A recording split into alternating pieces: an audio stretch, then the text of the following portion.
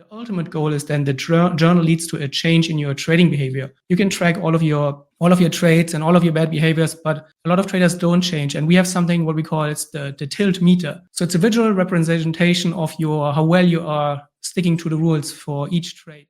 You want to always keep the tilt meter green at all times. So think about when you're taking a trade, how will this affect later your journal when you come back to Edgewonk and enter the trade? Will it give you a red one, a green one? And then over time, this process mindset will then lead to also better trading results. A great journal, as you said, is your private coach. And if you take it really seriously, then before you even open a trade, you're thinking about, oh my God, I have to enter this trade into my Edgewonk and I'm going to feel horrible about it because I didn't follow this rule or that rule, etc. And then I have a red tilt meter. So it's really habit building in that sense. And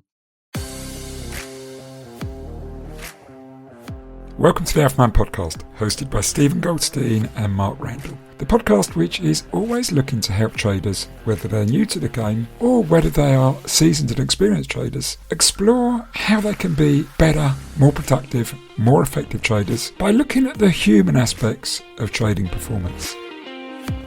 The Alpha Man podcast partners with the esteemed Society of Technical Analysts. We're thrilled to endorse the STA's outstanding home study course. As a special offer for Alpha Man podcast listeners, you can enjoy a £100 discount on this exceptional program, crafted by world-renowned technical analysis experts. Visit our website at alpha-mind.net to learn more and take advantage of this exclusive opportunity. Now, on with this week's podcast. Okay, so welcome to this week's Alpha Mind podcast, and we are delighted to have a couple of guests today who are experts on journaling, who have a trader journaling product. They've been guests of the Alpha Mind podcast before. They're from Germany. They're Rolf and Moritz. And we're just going to talk journaling, which is such a vital and we think poorly understood aspect of trading. So we're just going to hand over straight to them. Rolf, Moritz, do you want to introduce yourself? Sure, you go first. Yeah, so hi guys. Nice to be back. I'm Moritz, one of the co-founders of Edgewonk, together with Rolf. Been a trader as well for the last more than 10 years now. No idea where the time went. And we've been doing Edgewonk for the last 12 years as well. Or 10 years almost, yeah. Okay. And Rolf? Hi, welcome back. I am back on your show. It's been a while. I'm rusty with podcasts a little bit. Haven't done one in ages, so we'll see. I've been the co-founder with Edgewonk and Tradeciety. I got my first introduction to stock trading when I was 16. I was able to pick a few stocks with the help of my dad, just build a portfolio, and after I was hooked, been trading that myself. And then Edgewonk is turning 10 next year. Yeah, early next year. So it's been an interesting ride and lots of things we've learned when it comes to journaling, process, routines, and always learning something new. Okay, and Mark? Yeah, no, it's great to have you guys back on. When I was at a conference in London where a bunch of retail traders and pro traders were, and I think Steve was doing a presentation about the performance gap, which is one of our things we talk about, and it talks about it in his book. And the guy next to me suddenly said, I get this stuff from Edgewonk, right? I got my performance tracking. I think that's like performance gap stuff.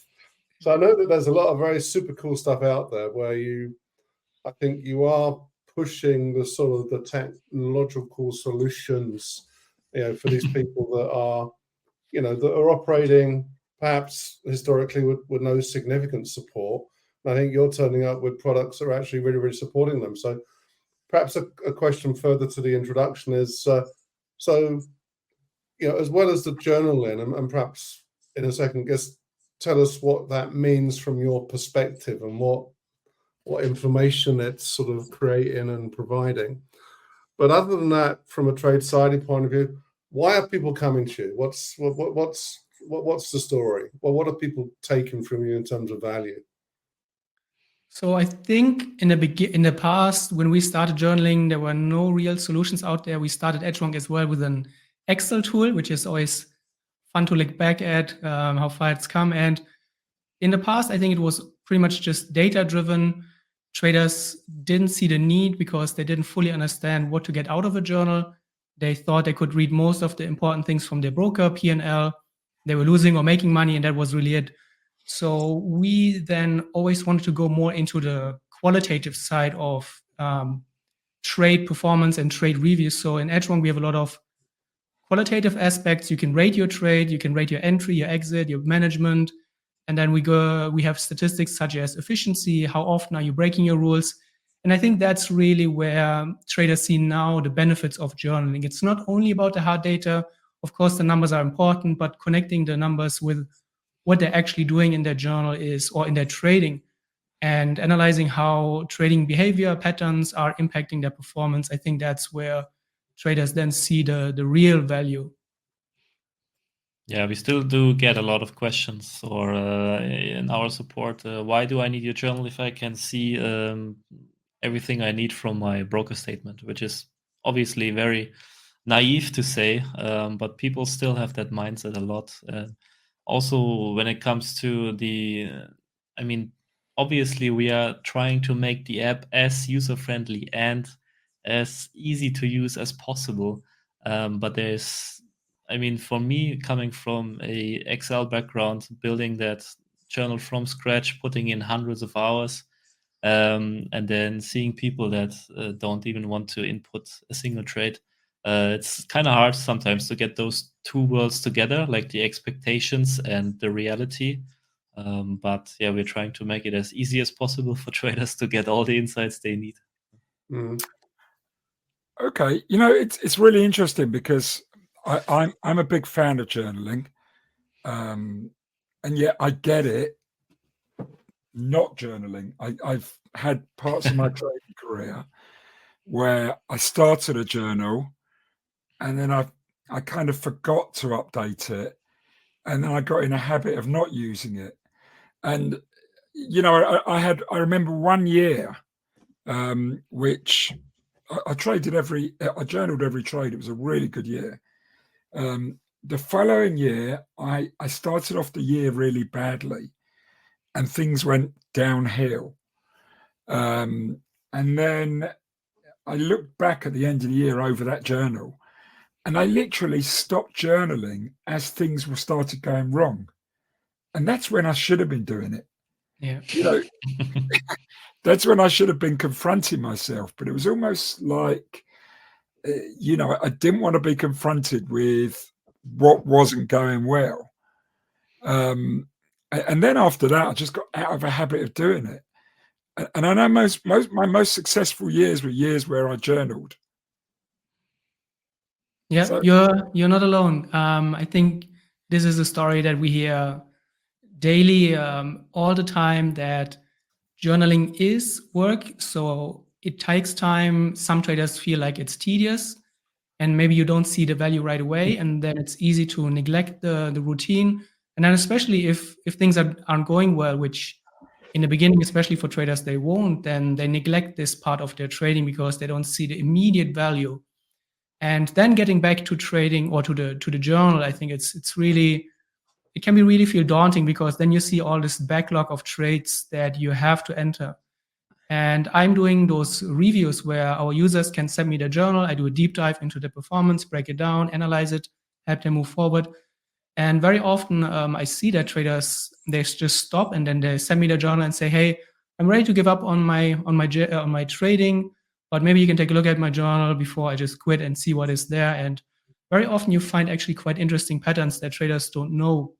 And that's, as Moritz said, we want to help traders also to understand where to look for their edge. Where do you find your positive performance? And so often what I see in those reviews is that they have a system, and in Edgewonk you can classify, did you follow your rules? It's a simple yes or no. And when you just look at those trades where you followed the rules and you look at the performance, it's often positive.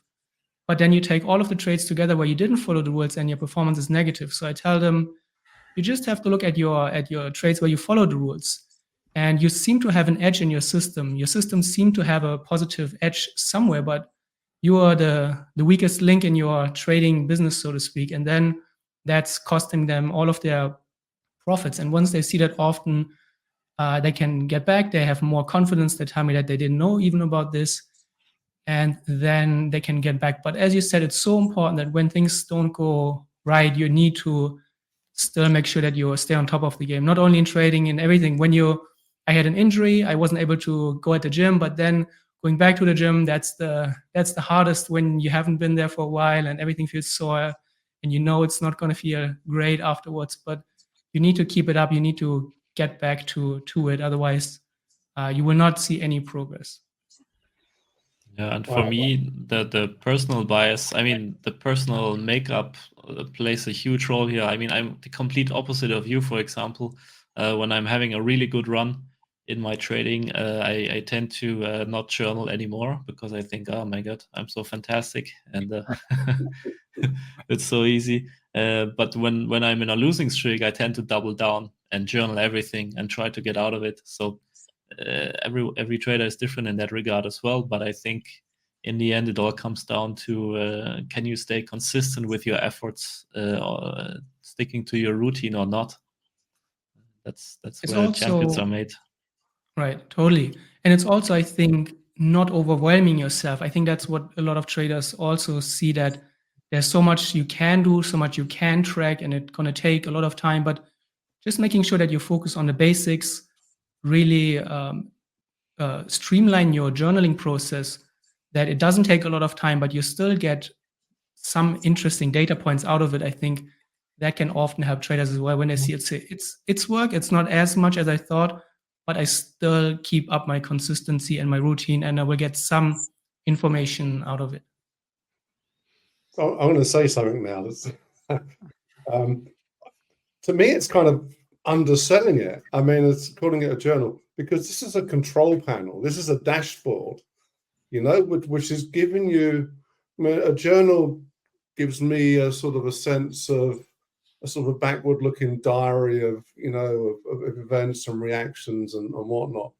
But this is more than that. This is a control panel and dashboard about the dynamics of your trading, and I mean, I've got the website and it's pretty damn clever. So it is looking into the sort of the performance stuff, the what I did right, the what I did wrong, but it's giving you some very, very interesting quantitative output.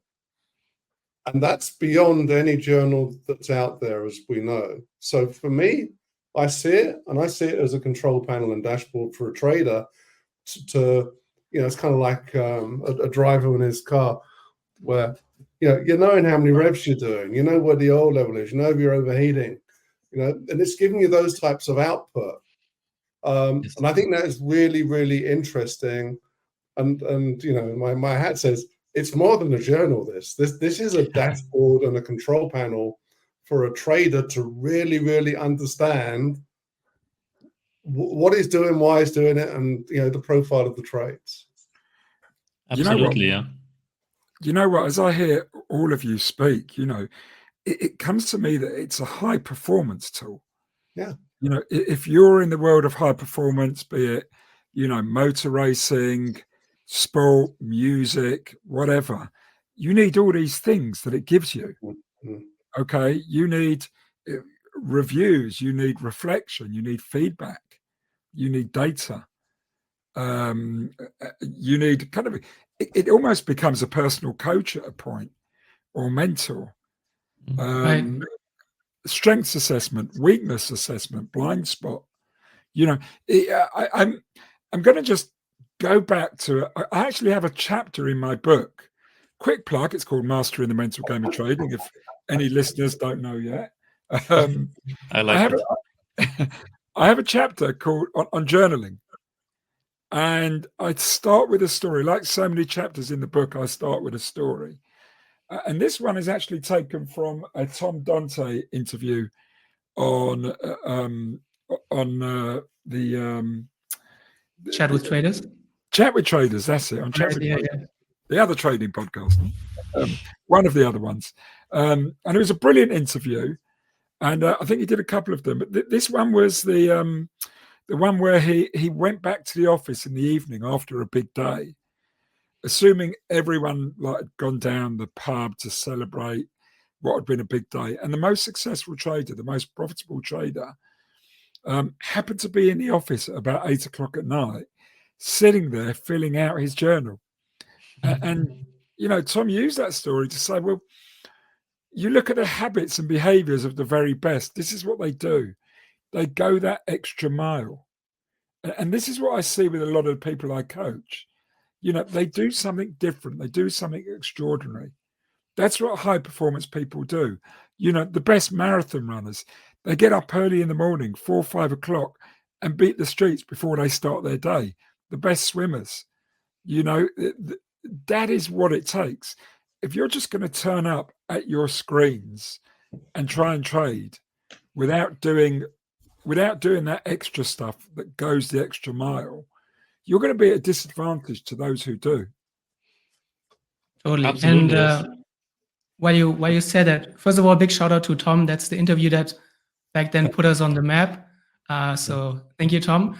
But what I want to say is that I listened to a Tim Ferriss podcast a while ago, and he was interviewing athletes, and I think it was Michael Phelps, and he said that he has notebooks with all of his workouts, everything scheduled, how he felt, nutrition, and then he could always go back and see how did he feel during a certain time, when he was performing best, and then he could see what he was doing at that time, nutrition, rest, sleep, and everything like that, and that he contributes a lot of success to. And I think it makes sense, obviously, if you know what has helped you in the past and what has helped was led to wrong outcomes or worse outcomes, then you can adjust your process. And that's the goal in the end. You have a journal, you have all those metrics, the data points, the behavior, but the ultimate goal is then the journal leads to a change in your trading behavior. You can track all of your trades and all of your bad behaviors, but a lot of traders don't change. And we have something what we call it's the tilt meter. So it's a visual representation of how well you are sticking to the rules for each trade. And what I always tell the users is that make sure to always keep that tilt meter in the back of your mind when you are trading. You want to always keep the tilt meter green at all times. So think about when you're taking a trade, how will this affect later your journal when you come back to Edgewonk and enter the trade? Will it give you a red one, a green one? And then over time, this process mindset will then lead to also better trading results once you're able to stick more to the rules, and also reduces the noise because then you have much clearer data in your journal when you only have trades that fit the rules. That improves pretty much everything then. And it's also habit building. I mean, a great journal, as you said, is your private coach. And if you take it really seriously, then before you even open a trade, you're thinking about, oh my God, I have to enter this trade into my Edgewonk, and I'm going to feel horrible about it because I didn't follow this rule or that rule, etc. And then I have a red tilt meter. So it's really habit building in that sense. And what I actually did is that I explained to my wife what the tilt meter does, and told her, like, at the end of the trading day, I'm going to show you my Edgewonk after I input all my trades. And if my tilt meter is red, that's the only thing you need to look at, is it negative or positive. Then I've done something really stupid today, and then I have to cook dinner. So it works in that sense too. How's your cooking? Oh, it's getting better. I'm it's because I've been there and I've seen the difference of journaling and non-journaling. So I just to show you one of my old 2007 trading journals that I used to keep back in the day, and we used to use pen and paper. You may remember those. But it was a fascinating tool for me because I would go back and look over them in the future. Like you say, you could see your mood, you could tell even just by the way you'd written something. But if you looked at it and read through just a section of it, you saw all these behaviors that you weren't even aware of. If you write a few lines, you don't need a lot. You literally need 2 or 3 sentences sometimes. Mm-hmm. And what was my day like? What did I do well? And you've got the price action there. You've got the trades there. Like you say, you can add mood to it. You can add sleep quality. It's it's almost impossible to say how important those are to your trading. Yes. If we're just going to come in and not look at what we do, not reflect, I just can't think of a comparison. It is literally like trying to do sport without, professional sport. I'm not talking about, sort of the amateur sport. But, if you're a professional golfer, you're going to be going around with a coach who'll be telling you what he's seeing, what he's observing. Your results are going to show part of it. But if you don't have that there, you'll just keep trying to repeat it, and you'll probably habitualize it. Just stepping in here for a second to tell you about my new book, Mastering the Mental Game of Trading. Now, this book has been reviewed by quite a few leading figures in the markets, and they've left some outstanding comments. Brent Donnelly, author of The Alpha Trader and the Art of Currency Trading, called it one of the most important trading books in years. Mike Bellafore, what I love about this book from Stephen is that it helps you sharpen your mental game by sharing entertaining and enlightening real-world stories from his 25 years of trading experience. And Linda Rashke said, I could read it once a month, it is that enjoyable. Mastering the Mental Game of Trading is available in paperback, Kindle and Audible, and can be bought at Amazon and all good book retailers. Now back to the podcast. What I like to tell my students, or our students at Tradeciety, is that you really need to look at trading itself as a performance. So every day is performance day. A boxer, they have 90 days or half a year time to prepare for that one big day. But as a trader, every day you're in the trenches, basically fighting the fight. And I really love to say there's no learning by doing in trading. So if you just sit there every day and you click buttons long, short, you're never going to improve. So you really need to, where you really improve as a trader is when you're not on the charts. That's when you're doing your reviews, your journaling. That's where the real money is made. And then the rest is just execution, right? Oh, absolutely. And one thing that popped to my mind when you talked about your journal is that what I've seen is the recognizing of the progress is also such a huge part, because most people just see how much is still ahead of them and they still have so much to go. But when you look at your data and you see you have made progress in how you read the charts, how you use your risk management, how you position your trades, you don't have those crazy swings anymore. Even though the profitability might not be where you want it to be, you have made progress. And a lot of traders, I think, when they don't see that progress, is that they're more tempted to give up, to change it once again, to hop to another system. So having that way of looking back at your past is so helpful in also so many ways. Yeah, I think it's interesting with journaling that I was coaching a client once who, excuse me, was getting very bothered by the reflection and look back. And the reason was that he wasn't very careful about what he wrote down in the journal. He tended to write everything that was what he did wrong. He barely focused on the positive. And so we sort of changed the approach and got him to look at the outcomes, and what he did as a response to whatever, be it profit, be it loss. And actually the more prominent things within the journal were what he did, the action following an outcome. And that then took away the emotional euphoria of it. Like you're saying, you get carried away by thinking you're a genius. And you like Moritz said, you stop journaling.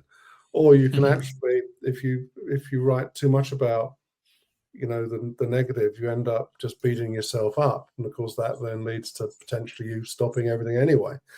So getting balance around the input, I think, is really, really important. And having training around, well, what do you put in? And, if it was you lost $500,000 in 30 seconds, then, write that in quite small font so you don't get triggered by it. But actually write the outcome more prominently, what process you changed, what you learned from it. And so when you reflect back, you're just looking back at the lessons learned. And that, in that particular case, helped that client manage the fact that he was in a state of what Steve and I call a death spiral, because he was constantly reliving trade trauma because that's all he had written in the journal. So the input of what you put into it is also quite important. Totally.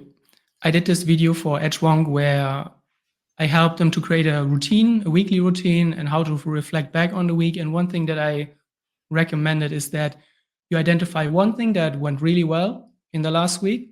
You identify one thing that you're not okay with, that didn't go as planned.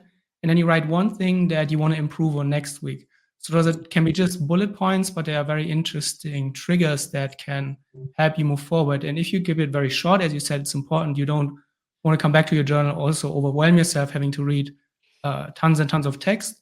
Over time, you can build a very nice catalog and see, okay, what was last week? What was my impulse that I wanted to change? And then over time, you have a really nice story that you can read back on and reflect and see what were my thoughts and where am I now? So yeah, that's I think very helpful. Yeah, are you finding when people do look back that they look back over a couple of days or a week or 2 weeks or a month? What tends to be the more useful period to be able to get full benefit from your analytics? Well, I always, for me personally, I can speak for me personally as a day trader. I go in weeks, months, and quarters, and then also in batches of trades. So what I really love to do is whenever I complete a batch of 50 trades, which is statistically significant, then I compare that 50 trades to my whole sample size before that. Maybe not the last 10 years, but say the last 2 years. And then I can see whether there's any significant changes either in my own behavior or maybe even in the market behavior, because you can track that as well in Edgewonk, or in the results themselves, maybe trade frequency, could be anything, right? And if there's anything really off, then I want to dive deeper into that.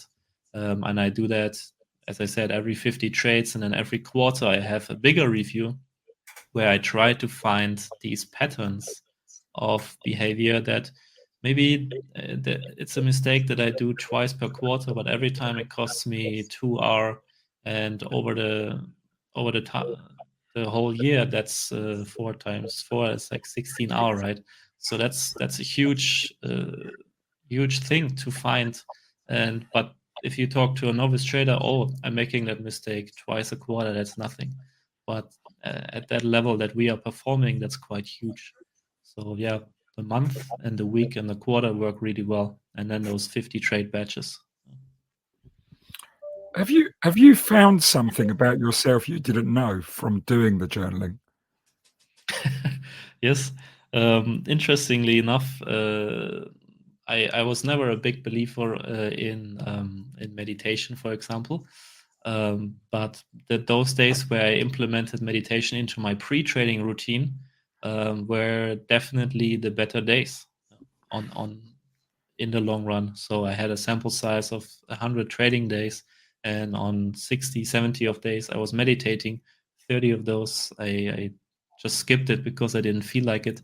And there's definitely this weird sense of calm optimism that I take into my trading from meditation that helps me take those good trades and skip those bad trades, and just snap out of it quicker.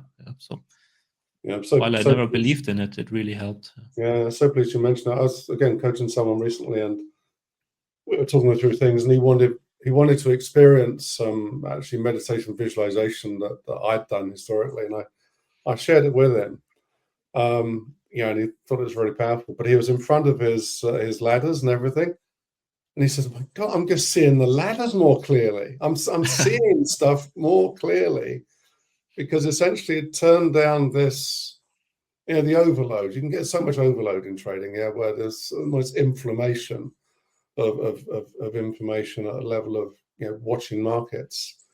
But it turned that down, and he said, "This is ridiculous. It sounds strange, but actually I am seeing the market through my ladders and depth and etc. more clearly than I've seen before." And I think that aligns to what you're saying. This ability to refresh and reset, recalibrate, set yourself up, for what's about to happen in this stupid complex world of trading is back to how high performers are performing as well. It's back to the the stuff you do before you go live in in the field of where there's all sorts of stuff going on is where the edge is, where high performers are getting their edge from, by paying attention to that as much as what they're doing during, let's call it a game. I know that trading's not a game, but let's just call it a game. And in the breaks, they're also using that as micro moments of refresh to maintain their edge. So yeah, it's really important you mentioned that, and perhaps we should talk about that even more on another podcast. But it is super powerful, and it fits into what Steve and I call the being side of you as you enter the market, rather than entering it super stressed, blind, panicking, no clarity, and you then get frustration, and frustration leads to you trading for the sake of it, which and there's many stories of that out there. Yes. Totally. Yeah. For me, what has helped, very similar. I don't do meditation, but what I felt is that I need some physical outlet, some way just to unwind and get that energy out. You sit at your screen all day, and then all of this energy builds up, but you need to let it out. And then when you are about to sit in front of your charts, your screens in the morning, you don't pull up your phone first thing in the morning and browse through the craziness of Twitter and news and everything. And I think that's exactly totally what resonates with me. What you said is that there's so much going on, and that we don't need, or we cannot afford all of this stress to have right before we want to get into a mindset where we have to perform at a very high level. Yeah, and if you don't believe that, then track it in Edgewonk. See how it impacts your performance. So tell us a little bit more about, I'd like you to tell us a bit more about how people can use Edgewonk and obviously find out about you. But could you just tell us how you got into this? What made you design this product, and how did it, what was the process, the journey towards what it is today? So I started with Tradeciety. Again, maybe you can jump in later. Yeah. I started with Tradeciety and started writing a blog, and then I connected with Moritz 10 years ago, 11 years ago, maybe a little bit longer. And we were talking about trading and stuff, and he had a poker background. And in poker, it was normal, right, to have a way to analyze your hand history and to just know your stats. Everybody was doing this, I guess. And then you could even see the stats of the villains, what they call them in poker, of the other people at the table. You could see them in lifetime, their playing style basically in real time. So it was super important to have these histories on your enemies and on yourself. And then for Tradeciety, I wanted to build something to give it away for my audience. And then after I connected with Moritz, I showed him my Excel file, and then he said, "Wow, I have an idea. Just give me a few days or a few weeks." And then he sent me it back, and then he said, "Oh, this looks amazing. I have a few more ideas." And then over time, I think it took months and months back and forth until we had a journal. But then we thought, this is way too good to just give it away. We need to do something with it, because I think this is really helpful for traders. So that's how Edgewonk started. In the beginning, right from the beginning, we had this idea. I think in the first version, even we had the tilt meter, right? In the first Excel V1, we understood that this behavior, that's something that we really wanted to track, because that's where you get a lot of data out of it, which wasn't available in your broker statement, and you couldn't get any other way other than writing it down. But we felt that in an analytical way, it was good. And then over time, as more people liked it, our team grew. We invested in the next version, and then we always listen to our users and feedback, and we built, as some of our users will know and attest, we always listen to the feedback and build features along their ideas as well, because in the end, it's supposed to be a journal for as many traders as possible. No two traders are alike. Everybody has a little bit of a different need. So we try to find that middle ground where we build useful features that are helpful for as many different traders as possible. And that's where it led us today. Okay. And the tilt meter itself, just short story. well, in poker, when someone goes on tilt, that means they're completely losing it and they're basically giving away the money for free. And that's what you always try to do at the poker table, is to try to induce tilt with other people, whether that be by trash talk or by bluffing them so hard that they just go all in with a really horrible hand or whatever.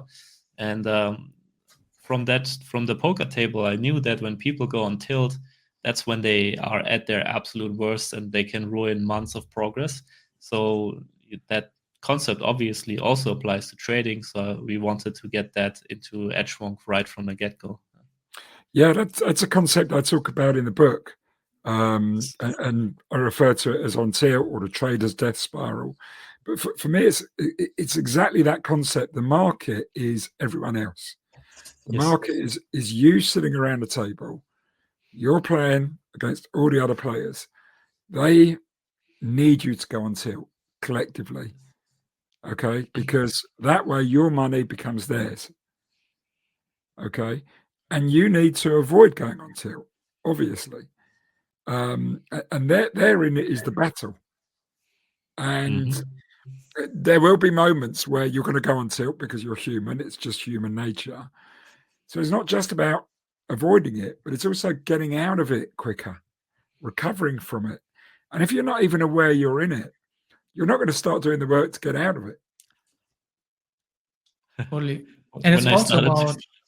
When I started playing when I started out playing poker, I would have nights where at the end of the night, I had kind of a third body experience where, kind of when you murder someone, people tell, oh, you have a third body experience outside of body. I had that basically. And at the end of it, I had no idea what just happened, but my bankroll was gone.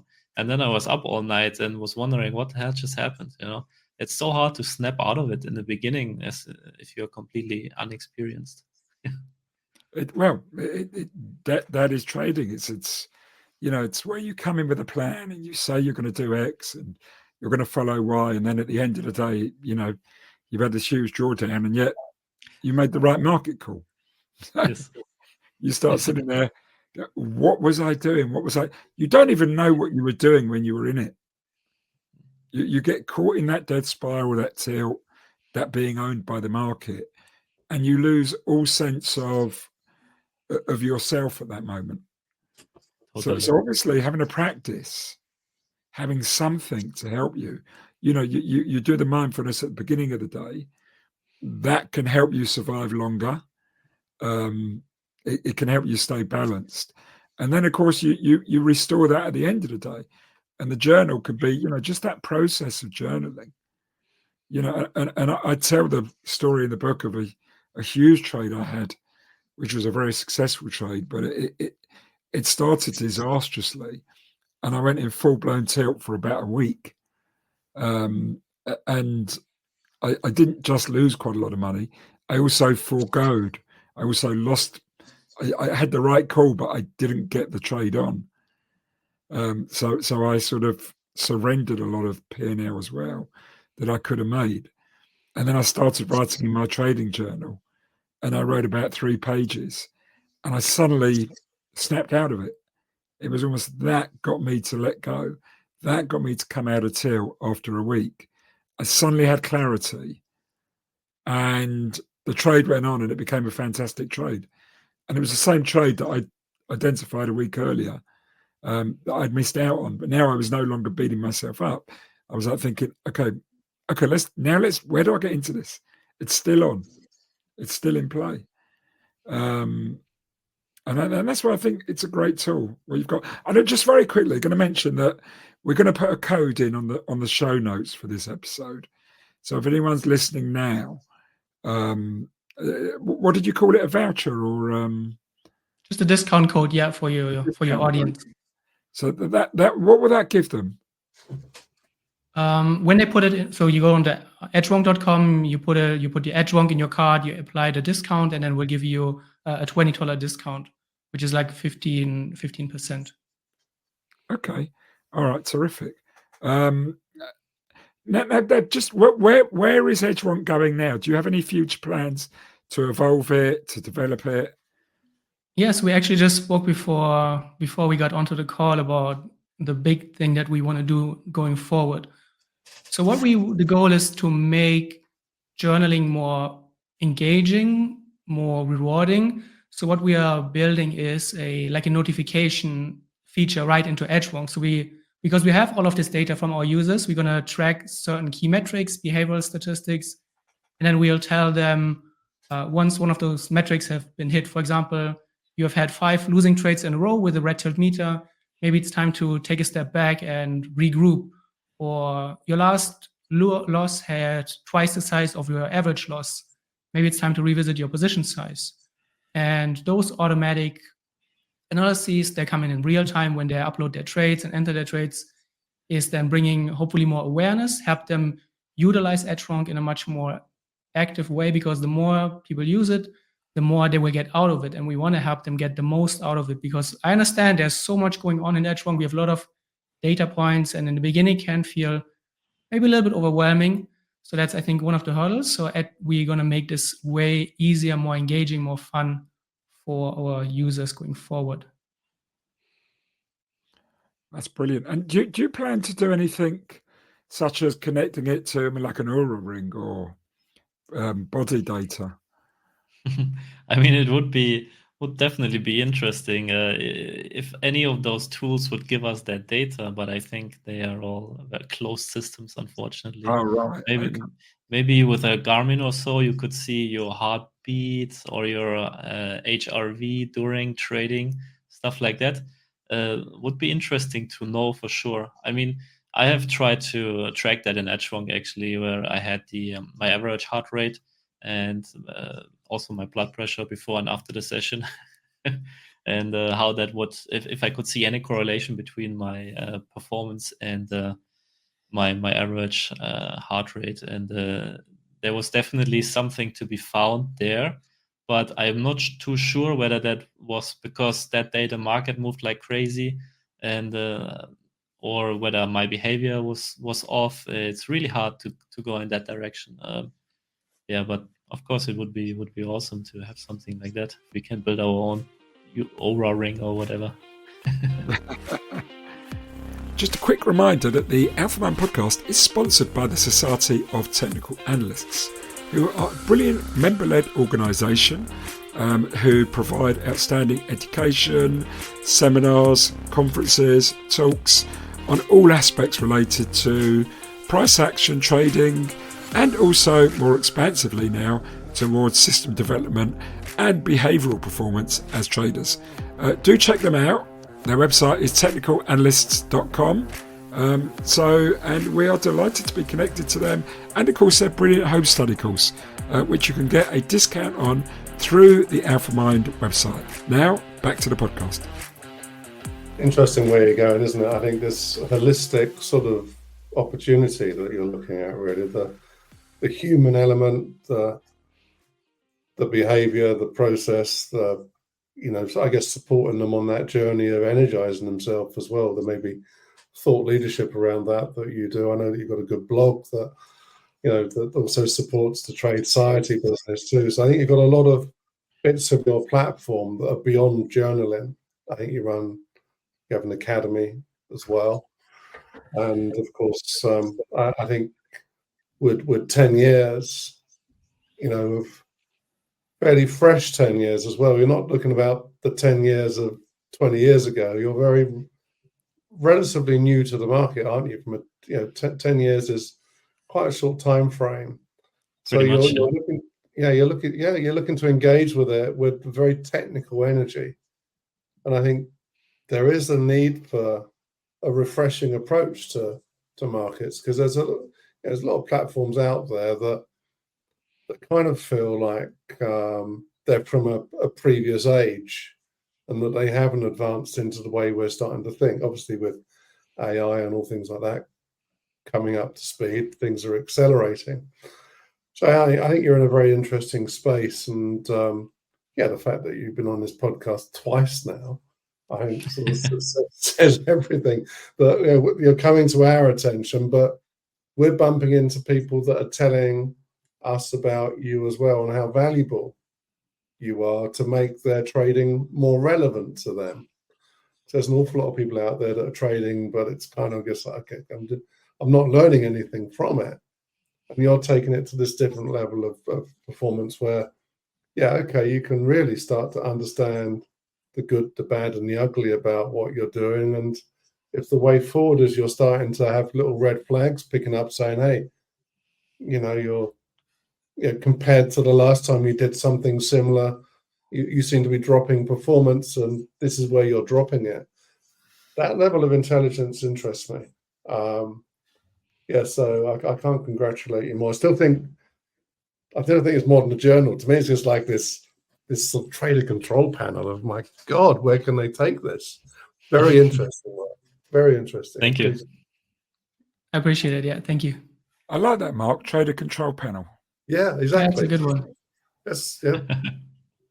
Put Randall's name on that. But it's kind of what it is. It's sort of, a journal is under describing what this thing does. It is the backbone of my trading operation. I would have a huge problem if tomorrow I did not have my Edgewonk. Definitely. Yeah. I would lose a huge part of my edge. Yes. Yeah.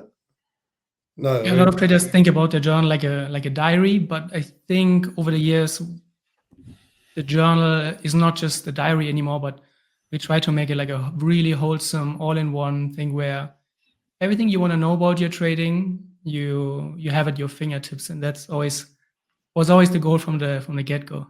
Yeah, and what's coming, of course, is going to start speaking to you, telling you things. Well, we hope so. I mean, that would be amazing if we can integrate ChatGPT or so. Yeah. It's pretty much putting us out of work, Mark. We're still relevant. It's doing coaching for people. But really, it's a performance enhancement tool. Yeah. I mean, PET, call it PET, but it is. That's what it is.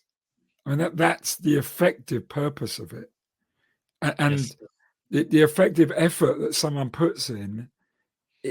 The more effort they put into it, the more they will get out of it. It's this 1-2 thing. You can spend ages analyzing markets. If you can't execute and monetize those ideas effectively, then all that analysis is meaningless. So therefore, that self-analysis, that trying to more effectively manage yourself and do the sort of almost the sort of overview of you doing it, that's where you're going to get more sort of pound for your punch, or however you put it. Totally. Yeah, it's bringing this self-awareness to your trading, whereas a lot of traders always say that they want to trade without emotions.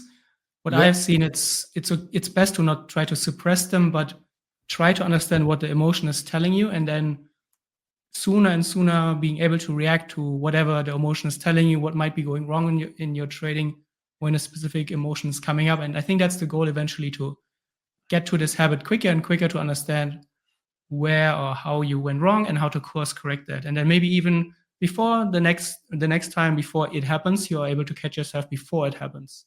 I think that's the ultimate final goal then. Yeah, 100%. Well, listen, I'm mindful of the time. Again, the website is edgewonk.com. And we're going to put a discount code for Alpha Mind listeners into the notes for this particular episode. Is there anything else, anywhere else they can find more about you? Tradeciety is the other one. I put out regular YouTube videos once a week, podcasts, articles. I wrote this book, which is on Amazon. And that's pretty much where you can find us. Moritz and I are on Twitter as well. Not super active, but we are kind of yes. And I'm doing the Inside the Edge podcast as well, which I'm going to start up again. I've moved house recently, and I'm going to be a father, so stuff is going a bit nuts right now. But congratulations! You really need a journal. Thank you. Indeed. So yeah, Inside the Edge. Inside the Edge podcast. What's the name of the book, Rolf? It's called Technical Analysis Masterclass. Oh, right. Okay. Brilliant. Yeah. Fantastic. So there is so much to get out of this. So yeah, it's been on Amazon for, I think, almost 4 years now. Pretty much always number one in technical analysis or forex trading. So yeah, Right, it's okay. people like it. Okay, fantastic.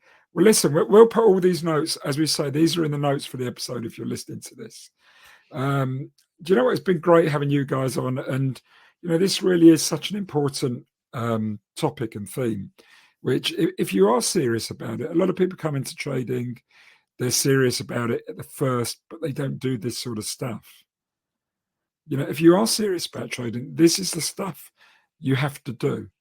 If you're serious about anything high performance, you have to go that extra mile. You have to go beyond. So, these guys, Tradeciety, Rolf and Moritz, Edgewonk, their comment is all about helping you develop that performance. Mark, any last words you want to add? I just think it's brilliant. My last words. Thank you. My last word. I love innovation where it's starting to use new thinking, technology to give some meaningful output and value to someone's journey. And it's a difficult journey. So it's organized, it's live, it's ready, it's not, and it's evolving. I think it's a fabulous product. I mean, imagine if we had this back in our day, Stephen, trading rooms. You were ahead of the trading. You had this plugged into everybody. I mean, you'd get so much information out of this, wouldn't you? Well, yeah, at an institutional level. So yeah, I think I can't congratulate you guys more. Really valuable. Let's stay in touch with your journey. I'm sure that the evolution will continue because we get sense you just got this energy to push it. And I looked at some of the data. 60,000 journals have been created. 3.5 million trades have been looked at. There's a lot of stuff going through it. So yeah, I mean, go check out the discount code and give it a go, I'd say. So yeah, well done. Thank you so much, Mark. Thank you so much. Thank you for listening to the Alpha podcast today. We also want to extend a thank you to our podcast sponsor, the Society of Technical Analysts. Do check out their brilliant home study course, and you can see more about that at our website, alpha-mind.net. And of course, if you're keen to know more about how Alpha Mind can help you, please do also look up further details of our services on our website or reach out to us at info@alpha-mind.net. That just leaves us to say thank you, and we wish you the best of luck in the weeks ahead.